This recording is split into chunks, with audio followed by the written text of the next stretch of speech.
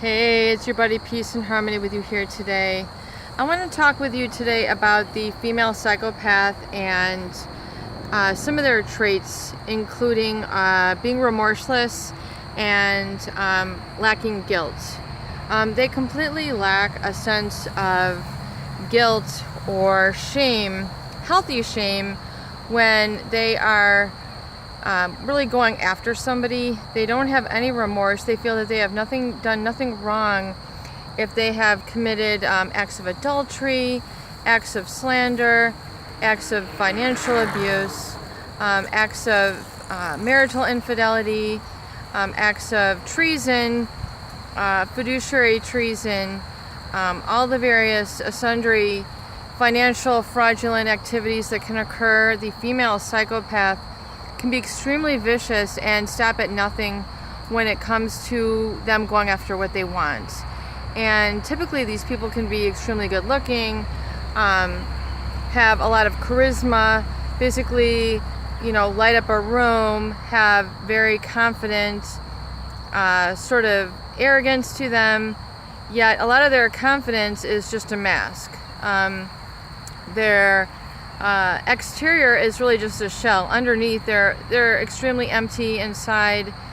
They really do not have any sort of mission orientation or pursuit of good or pursuit of really anything sort of substantial driving their life, other than to quench their thirst for power, their thirst for control, their insatiable, voracious appetite for conquest, be it financial conquest, sexual conquest. And if you happen to have one of these female psychopaths in your workplace, where they use lewd, promiscuous behavior, overly and inappropriate, flirtatious advances to people who are married, people who are in a position of power, they will stop at nothing. In terms of going after and breaking down the people that they seek to break down. And they can break down women sexually, they can break down men sexually. They do this in a variety of ways, including I would call it almost like a pathological, what's the word I'm looking for? Pageantry. The female psychopath can be extremely flaunting of their body, and I mean that in terms of dressing extremely provocatively, inappropriately for the setting in which they are.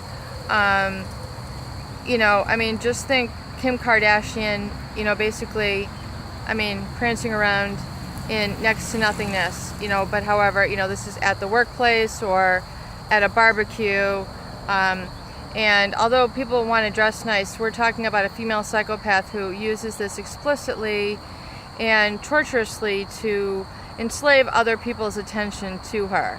And the people who, haven't identified this person as what they might call I don't know, you call them a whore or whatever the terminology is. Oftentimes, these people are going after something. They're going after something just for the fun of it. They're going after your husband. They're going after your child. They're going after your professional contacts. They're going after your husband's friends. They're going after your husband's colleagues. They just try to maneuver themselves in and separate people just for the sheer pleasure of it. They really delight in dismantling people's relationships, especially the ones that are healthy and functional. They really drive and strive to create a wedge there, so that a normal, healthy, prosperous, and loving relationship cannot continue. However, a strong will survive. However, there's been many people who have been financially decimated by these types of people after they have been conned by the female psychopath. Their wiles at first seem very enticing and exciting, from lots of crazy sexual escapades and, risky dates, adventurous behaviors. The typical man, might find this very endearing and feel like, wow, well, here's just a woman who really adores me and like I'm Mr. Right for her. However, what ends up happening is he becomes more entrenched in the relationship.